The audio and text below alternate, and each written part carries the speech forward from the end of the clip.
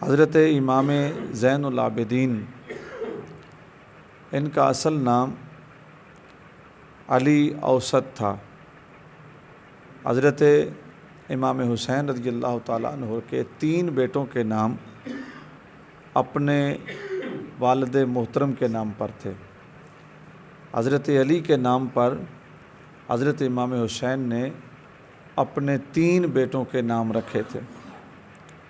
جو بڑا بیٹا تھا اس کا نام علی اکبر رکھا، اور یہ میدان کربلا کے جو جوان شہداء ہیں ان میں سب سے جرری جوان حضرت علی اکبر ہیں، یہ ہم نے اکثر سنا ہوا ہے۔ جو درمیانہ بیٹا تھا اس کا نام علی اوسط تھا، اور جو تیسرے نمبر پر چھوٹا تھا اس کا نام علی اصغر تھا۔ علی اصغر اور علی اکبر یہ دونوں میدان کربلا میں شہید ہوئے، اور جو علی اوسط ہیں یہ بھی اپنے والد صاحب کے ساتھ تھے، لیکن میدان کربلا میں شدید بیمار تھے۔ شدید بیماری کی وجہ سے یہ جنگ میں شریک نہ ہو سکے، اور اس طرح یہ اس موقع پر شہادت سے بھی محروم رہے، لیکن اللہ تعالیٰ نے ان کے حصے میں اس قافلے کی خدمت رکھی تھی جس قافلے میں مستورات تھیں، اور یہ اس قافلے کو کربلا سے لے کے دمشق آئے، اور دمشق سے اسی قافلے کے ساتھ پھر یہ مدینۃ المنورہ گئے۔ تو یہ اس قافلے کے سپہ سالار تھے۔ بعد میں یہ 1000 نفل، یعنی جب یہ میدان کربلا سے واپس مدینہ آئے تو انہوں نے ہر قسم کی جو مصروفیات تھی، زندگی کی معاملات تھے، لوگوں سے ملنے ملانے کے، یا جو بھی جد و جہد تھی، سیاسی جد و جہد کہہ لیں، یا مطلب ہے لوگوں کی جو جتنی بھی تحریکیں تھیں، مدینہ کے بچاؤ کی ایک تحریک تھی جس کو تحریک حرہ کہتے ہیں، کسی بھی تحریک میں میدان کربلا کے بعد حضرت امام زین العابدین نے حصہ نہیں لیا۔ تو یہ اللہ کی عبادت کرتے، ایک دن اور ایک رات میں 1000 نفل پڑھتے تھے۔ تو اتنی جو کثرت سے عبادت ہے، اس عبادت کی بنیاد پر ان کا لقب تاریخ اسلام میں زین العابدین پڑ گیا۔ زین کہتے ہیں خوبصورتی کو، اور عابدین، عابد کی جمع ہے عبادت کرنے والے، یعنی عبادت کرنے والوں کا حسن، حضرت زین العابدین۔ ان کا لقب زین العابدین، اور ان کی جو پھپھو ہیں ان کا نام زینب۔ زینب کا معنی یہ ہے، زین خوبصورتی، اور اب باپ کو کہتے ہیں۔ زین و ابن اصل ان کا نام تھا، جو پھر بولتے ہوئے اور زیادہ استعمال میں آسانی کے لیے اس کو زینب لکھا گیا۔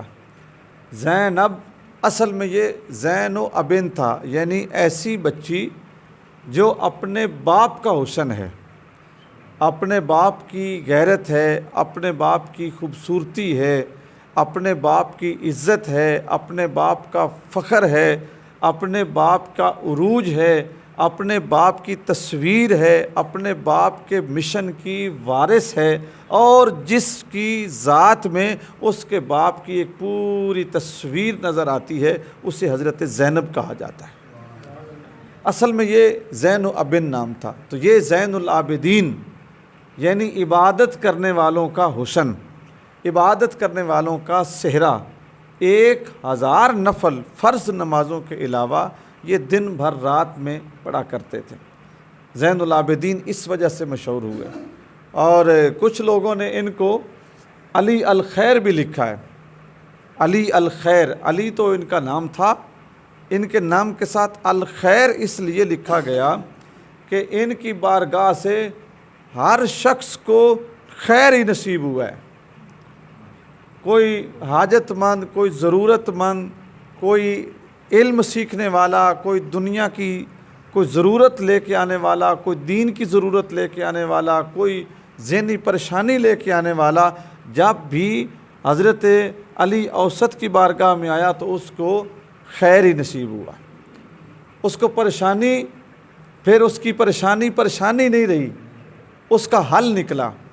ضرورت مند کی ضرورت پوری ہو گئی، طالب علم کو علم مل گیا، پیاسے کو اس کو علم کی پیاس بجھ گئی. جو کسی کی ضرورت ہوتی وہ آپ کے پاس آتا، تو اس وجہ سے آپ کو علی الخیر بھی کہتے ہیں. حضرت امام جعفر صادق رضی اللہ تعالیٰ عنہ جو حضرت امام باقر کے بیٹے ہیں اور آپ کے پوتے ہیں، وہ لکھتے ہیں کہ جو میرے دادا جی تھے حضرت زین العابدین، اتنی عبادت کرتے تھے کہ کثرت عبادت کی وجہ سے ان کے جو گھٹنے تھے اور ان کے جو پاؤں کی ہڈیاں تھیں ان کے اوپر اس طرح نشان بن گئے تھے جس طرح اونٹ کے گٹے نکل آتے ہیں. اتنی چڑیاں بن گئی تھی کثرت عبادت کی وجہ سے. چونکہ آپ نے واقعہ کربلا اپنی آنکھوں سے دیکھا تھا اور 14 صدیاں ہو گئی ہیں امت کے خطیب واقعہ کربلا پڑھ رہے ہیں. پڑھنے میں بڑا فرق ہے اور دیکھنے میں بڑا فرق ہے. جس نے اپنی آنکھوں سے دیکھا ہو، مشاہدہ کیا ہو، واقعات جس کے سامنے ہوئے ہوں، اس کی حالت اور ہوتی ہے، اور جس نے صرف زبان سے پڑھنا ہو اس کی حالت اور ہوتی. تو واقعہ کربلا آپ نے سارے کا سارا آنکھوں کے سامنے دیکھا، اور پریشانی یہ تھی کہ اس میں شریک نہیں ہو سکتے تھے کہ کمزوری اجازت نہیں دیتی تھی، اور اللہ کی منشا بھی یہ تھی کہ یہ زندہ رہیں اور ان سے محمد مصطفیٰ صلی اللہ علیہ وآلہ وسلم کی نسل آگے چلے. یہ اللہ کی منشا بھی تھی کہ امام زین العابدین اس موقع پر محفوظ رہیں. تو چونکہ آنکھوں سے دیکھا تھا تو لوگ جس وقت آ کے آپ سے تعزیت کرتے، آپ سے افسوس کرتے اور آپ کے پاس بیٹھتے تو آپ واقعہ کربلا کے اوپر کوئی بات نہیں کرتے تھے. اتنے آنسو آنکھوں سے ہر وقت نکلتے رہتے تھے کہ مورخین لکھتے ہیں کہ یہ جو جگہ ہے نا آنسو نکلنے کی اور آنسو گزرنے کی، مسلسل تر رہنے کی وجہ سے یہاں پہ زخم ہو گئے تھے. یہ گوشت نرم ہو کے یہ جگہ زخمی ہو گئی تھی. ہر وقت چونکہ آنسو جو ہیں وہ نکلتے تھے، اور چونکہ وہ تکلیف کے عالم سارے دیکھے تھے، زندگی بھر کسی سے مسکرا کے بات نہیں کی، نہیں ہنسے، ساری زندگی نہیں ہنسے، کبھی ٹھنڈا پانی نہیں پیا. اگر لوگ شربت پیش کرتے، ٹھنڈا پانی پیش کرتے تو آپ اس کو دیکھ کے رونے لگ جاتے تھے کہ یہ وہی پانی ہے جس پانی کو پکارتے پکارتے اور جس پانی کی جو پیاس ہے وہ لے کر میرے بھائی، میرے والد گرامی، میرے خاندان کے لوگ اس دنیا سے رخصت ہو گئے تو اکثر جو پیالہ ہے نا اس کو پکڑ کے رو پڑتے تھے، اور پانی زندگی بھر ٹھنڈا پانی نہیں پیا. لوگ آتے تو آپ کے پاس بیٹھتے تو اگر کوئی کربلا کا ذکر چھیڑتا یا کوئی پرانی باتیں چھیڑتا تو آپ بالکل بھی بات نہیں کرتے تھے، بالکل نہیں بولتے تھے.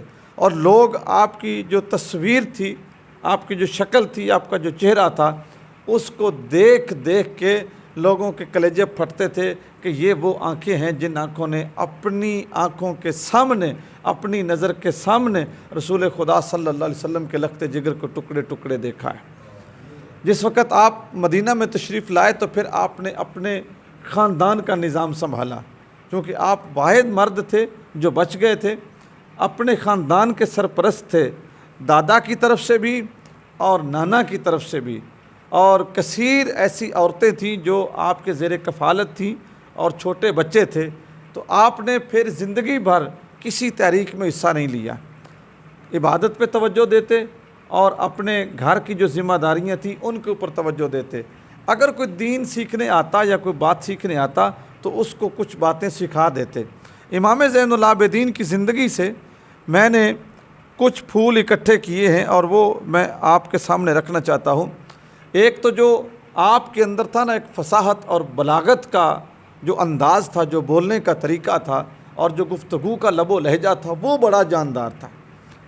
جس وقت یزید نے اپنے دربار میں آپ سے کہا کہ اب جو ہونا تھا وہ تو ہو گیا، اب میں آپ کے ساتھ کیا سلوک کروں کہ آپ مجھ سے راضی ہو جائیں، تو آپ نے اس سے 4 چیزیں کہیں. سب سے پہلی چیز یہ تھے کہ ہمیں تحفظ دیا جائے اور ہم میدان کربلا میں جا کر اپنے جو ہمارے عزیز و اقارب ہیں ان کی جو میتیں ہیں ان کو دفن کریں.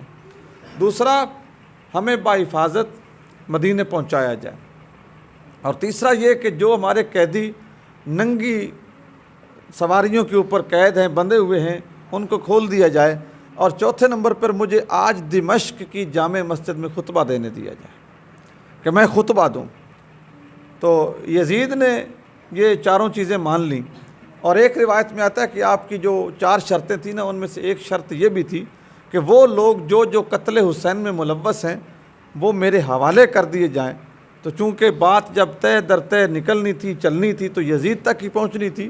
اصل تو یہ اس کا کیا دھرا تھا سارا، اور سارے اس کے یہ احکامات تھے، تو اس نے یہ ایک بات ماننے سے انکار کر دیا اور باقی تینوں مان لیں۔ اور کچھ روایتوں میں آتا ہے کہ آپ کا یہ مطالبہ نہیں تھا، آپ نے اس کو اللہ کی رضا پہ چھوڑ دیا کہ اللہ فیصلہ کرے گا جو بہتر ہوگا۔ بہرحال یہ 4 شرطیں آپ نے جب رکھی تو کہا گیا کہ ٹھیک ہے، آپ دمشق کی جامع مسجد میں جائیں اور خطبہ دے لیں۔ حضرت امام زین العابدین کا جو خطبہ واقعہ کربلا کے بعد دمشق کی مسجد میں ہے، وہ ایک تاریخی خطبہ ہے۔ تاریخ اسلام میں 3 خطبوں کو جو اہمیت ملی وہ کسی اور خطبے کو نہیں ملی۔ سب سے پہلا خطبہ جو حضور اکرم صلی اللہ علیہ وسلم نے حج کے موقع پہ دیا، دوسرا خطبہ جو حضرت زینب سلام اللہ علیہ نے یزید کے دربار میں دیا، اور تیسرا وہ خطبہ جو حضرت امام زین العابدین نے دمشق کی جامع مسجد میں واقعہ کربلا کے بعد دیا۔ یہ 3 خطبے اسلامی تاریخ میں ایسے خطبات ہیں کہ اتنی اہمیت کسی اور خطبے کو نہیں ملی۔ خطبات بڑے بڑے ہیں، حضرت علی المرتضیٰ کے خطبات بڑے بڑے جاندار ہیں، حضرت عمر بن خطاب، حضرت عثمان غنی، حضرت ابوبکر صدیق، بڑے بڑے جاندار خطبات ہیں۔ یہاں تک کہ حضرت امام حسین نے میدان کربلا میں کوفیوں سے 26 خطاب کیے، 26 خطاب میدان کربلا میں کیے، اور وہ سارے کے سارے بڑے تاریخی خطاب ہیں، لیکن اتنا ان کا شعرا نہیں ہے۔ آپ جس وقت دمشق کی جامع مسجد کے ممبر کے سامنے کھڑے ہوئے نا، تو آپ نے جو خطبہ پڑھا تھا نا، اس خطبے میں اللہ کی توحید، رسول اللہ کی رسالت اور اہل بیت اطہار کے جو آپ نے فضائل بیان کیے، اور یزید سامنے بیٹھا تھا، تو آپ نے کہا کہ ہم وہ اہل بیت ہیں جن کے گھروں میں شریعت نازل ہوئی ہے، قرآن ہمارے گھر میں نازل ہوا ہے۔ اے شام والو، ہم وہ لوگ ہیں جن کی مودت کا وعدہ اللہ نے قرآن میں تم سے لیا ہے۔ کیا یہی محبت ہے، یہی مودت ہے کہ ہمارے لاش کربلا میں بے آب و گیا میدان میں ننگے پڑے ہوئے ہیں، ہمیں پینے کو پانی نہیں ملا، ہماری مستورات کو قیدی بنایا گیا؟ کیا یہی مودت ہے، یہی محبت ہے؟ یہی تم نے دین سیکھا تھا، یہی تمہارا دین ہے، یہی دین کے تم پیروکار ہو؟ یہ جو آپ کا خطبہ ہے نا، یہ جس وقت تھوڑا سا طویل ہوا نا، تو یزید نے سمجھا اگر یہ خطبہ اسی طرح چلتا رہا تو اہل شام میری بوٹی الگ کر دیں گے۔ اس نے مؤذن کو اشارہ کیا کہ تم کھڑے ہو کے اذان پڑھو۔ جیسے مؤذن اذان پڑھنے کے لیے کھڑا ہوا نا، تو حضرت امام زین العابدین یزید کی طرف دیکھنے لگے۔ اللہ اکبر کی صدا نکلی تو فرمایا، اللہ اکبر کی گواہی جس طرح اہل بیت نے دیا کوئی دے ہی نہیں سکتا۔ اللہ اکبر کی سر بلندی کے لیے ہی تو ہم نے سر کٹائے ہیں، ہم سے بہتر کون جانتا ہے کہ اللہ اکبر، اللہ کی تکبیر کیا ہے؟ اشہد ان لا الہ الا اللہ جب اس نے پڑھا تو کہا یہ وہ شہادت ہے کہ اللہ کے سوا کوئی معبود نہیں۔ اس شہادت کو میرے بابا کے سر نے نیزے کے اوپر بھی بیان کیا ہے۔ پھر اس نے کہا، مؤذن پڑھتا رہا، اشہد ان محمد رسول اللہ۔ آپ نے یزید کی طرف دیکھ کے کہا، یزید کہاں کہاں سے ہمارا نام مٹاؤ گے، کہاں کہاں سے ہمیں نکالو گے؟ اب سن، یہ اذانوں میں میرے نانا کا نام ہے، یہ تیرے نانا کا نام ہے، اور قیامت تک یہ نام بولتا رہے گا۔ جامع دمشق میں حضرت امام زین العابدین نے فصاحت اور بلاغت، اس کو کہتے ہیں حاضر دماغی، اذان جو ہو رہی تھی اور جو تکلیفیں تھیں ان کی انبار تھے۔ عموماً جب بندے پہ دکھ آتے ہیں نا تو اس کا ذہن مفلوج ہو جاتا ہے، اس کی زبان گنگ ہو جاتی ہے کہ اب میں کیا بولوں، لیکن کیا جرأت اظہار تھی، کیا عظمت کردار تھا۔ یزید کے سامنے جھکے نہیں، یزید کے سامنے ڈرے نہیں، کہا اذانوں میں بھی سن تو ہمارا نام ہے، کلمے میں بھی پڑھ تو ہمارا نام ہے۔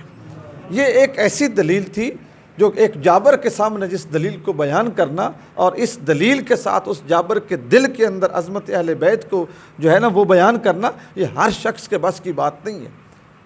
تو آپ فصاحت اور بلاغت کا ایک عظیم جو ہے نا وہ اشتہارہ تھے۔ تو جس وقت مدینے میں آئے تو لوگ آپ سے اکتساب فیض کے لیے آتے۔ تو میں چند ایک آپ کے جملے اور ان کی تھوڑی سی تشریح آپ کو سنا دیتا ہوں، بڑے خوبصورت کلام ہیں۔ بیمار جسم، امام زین العابدین بیمار جسم کے متعلق فرماتے ہیں کہ جب تک جسم بیمار نہ ہو یہ مست اور مگن ہوتا ہے، اور اگر جسم کو کوئی بیماری لگ جائے نا تو یہ مستی سے اور مگن ہونے سے نکل جاتا ہے، پھر اس کو اللہ یاد آتا ہے۔ فرماتے تھے کہ بیماری کو غنیمت سمجھو، بیماری کو نعمت سمجھو، بیماری کو انعام سمجھو۔ بیماری وہ کیفیت ہے جو تمہیں تمہارا رب یاد کرواتی ہے، اور یہ مشاہدے کی بات ہے۔ بندہ جب تندرست ہوتا ہے اور اس کے اعضاء مضبوط ہوتے ہیں، اس کی آنکھیں، اس کے دانت، اس کے کان، زبان، اس کے ہاتھ، ہر چیز بڑی فاسٹ کام کرتی ہے، اس شخص کو خدا یاد نہیں آتا۔ ایک دم وہ چیک اپ کرواتا ہے اور اس کو ڈاکٹر کہتے ہیں تیرے گردے جواب دے رہے ہیں، سب سے پہلے اس کو جو ذات یاد آتی ہے نا وہ اللہ کی ذات ہوتی ہے۔ بندہ کہتا ہے میرے ربا اب میرا کیا بنے گا؟ ڈاکٹر چیک کرتا ہے اور اس کو کہتا ہے جناب تمہارا جو دل ہے نا اس کے اتنے وال بند ہو گئے ہیں۔ سب سے پہلے جو ذات اس انسان کو یاد آتی ہے نا وہ رب کی ذات ہوتی ہے۔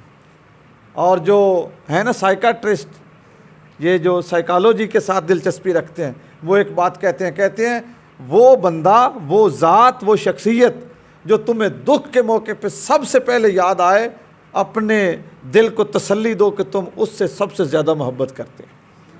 جس سے سب سے زیادہ محبت ہوتی ہے نا وہ بندے کو دکھ میں یاد آتا ہے۔ جیسے بندے کو تکلیف ہوتی ہے نا فوراً بندہ سوچتا ہے تو وہ یاد آتا ہے۔